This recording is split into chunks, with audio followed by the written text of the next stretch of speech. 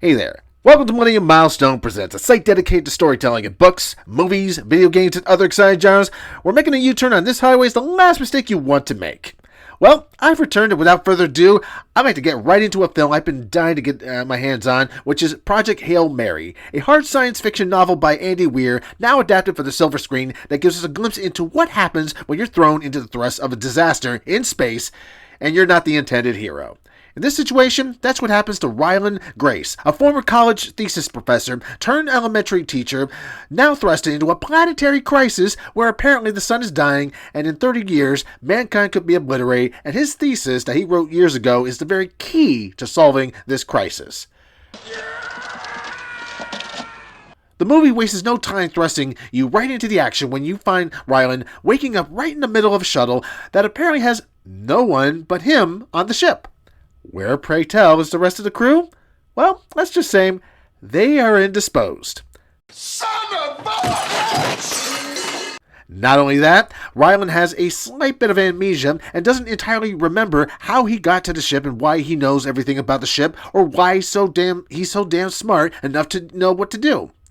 But with a little bit of deduction and a little bit of science and a little bit of detective work, he slowly begins to realize that he is needed to solve the crisis he was intended to solve in the first place, and while he wishes he could run all the way back to Earth, it becomes very clear there is no turning back, and this is now his mission whether he wants it or not. Oh, it's a dirty job. Somebody's got to do it. And I gotta say, I heard so much buzz about this film from many critics already, so I was very disappointed I couldn't get around to this right away, but now that I have, I'm surely not disappointed to see this amazing film. The writing is top-notch, and it keeps your attention the whole time by not drowning you with exposition, but moving the story along with the exposition. For example, we go through moments where Ryland is solving fuel consumption, mapping out coordinates to making contact with alien life forms, and even deciphering their own language all on his own. Then we get not very long but quick flashbacks that fill the gaps of the story as well. What's also fantastic is that we get a well-driven story of a man who surely did not ask for his job but has no choice but to go through with it. Ryan Gosling shines in this film with his quirky but charming humor, gives a glimmer of hope that his role in Star Wars Starfighter will at least have one thing to look forward to. Maybe. If certain other people don't mess it up. For the rest, I'm watching you, Filoni.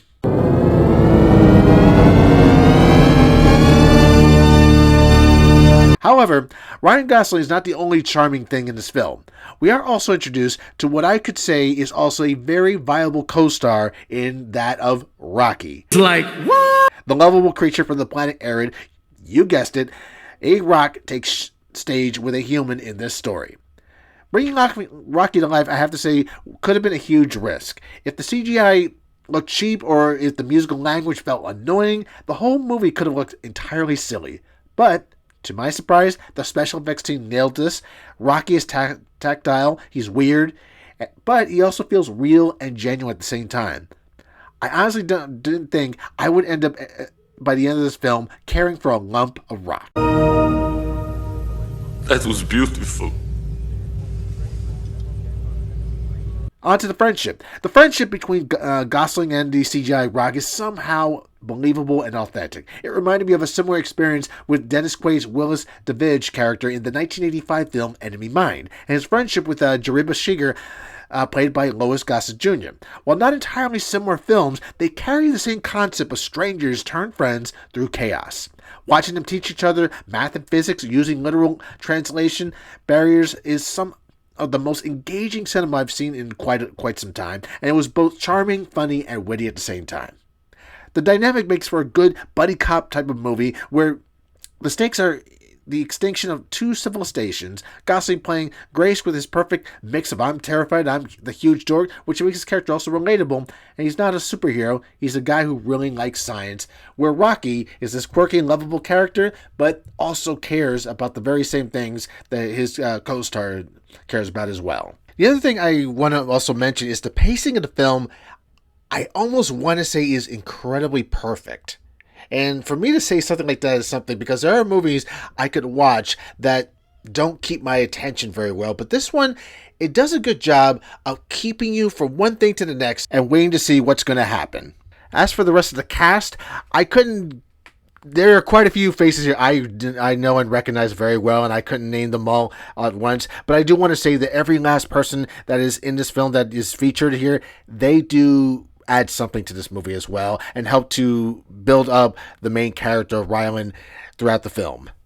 Most of the characters are fellow astronauts and scientists who begrudgingly admit they did not understand what they were dealing with when they realized that the sun was starting to die off and that these cells were leaving the sun for whatever reason.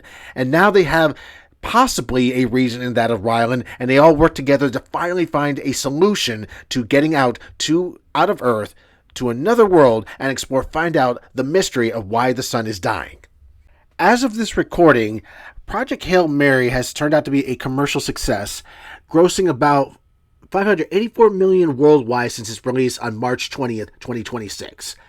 That is an amazing feat to think about because it is the third grossing film of this year. So that means there have been only 3 films that have been able to be called a success this year. This despite controversial words that came from Andy Weir in an interview with the Critical Drinker, who praised the film and really gave pretty much the same remarks I gave in this video as well. The only reason this controversial take was such a big issue is, of course, he had taken pot shots at the makers of Star Trek, Starfleet Academy, which I also reviewed as a film, as a series that I honestly, well, go see my video, you'll know how I feel about that.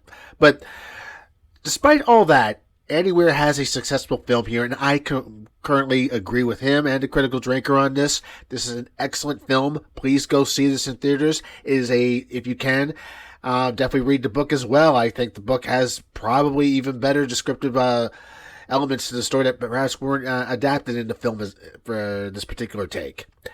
Well, those are my thoughts on that. I'd love to hear what else you thought of Project Hail Mary. Please comment below, like and subscribe if you haven't already. And you best better believe I'll be back.